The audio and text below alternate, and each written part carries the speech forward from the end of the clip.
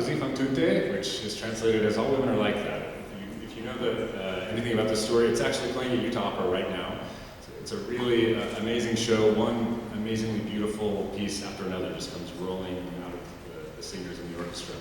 The basic plot is that there's two girls and two boys. They're engaged to each other, and there's a cynical man who comes to the boys and says, I will bet you anything that if you went away and came back disguised as strangers, that you could get your fiancés to fall in love.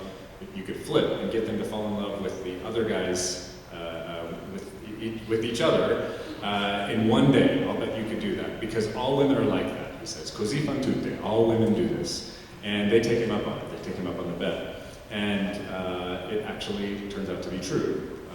So it's a very tricky story and amazingly beautiful music. This is the opening of Act 2 of Cosi fan tutte, when the girls have been resisting and resisting and resisting the advances of these two men, these strangers who have come back disguised. They supposedly go off to war, and they come back disguised as these handsome strangers, and they try to seduce these women and to get them to just have a little fun with them. And they've just talked to their maid, and she's like, oh, go have fun with them, what could possibly go wrong? And they're like, do you think that's true? And they finally decide to come together, and then Dorabella says to Fiordiligi, well, if we're gonna go try to have fun with them, let's be real here, which one do you choose? And Dorabella says, well, I've already chosen. I went the dark one. And Fiordiligi says, oh good, because I went the blonde one.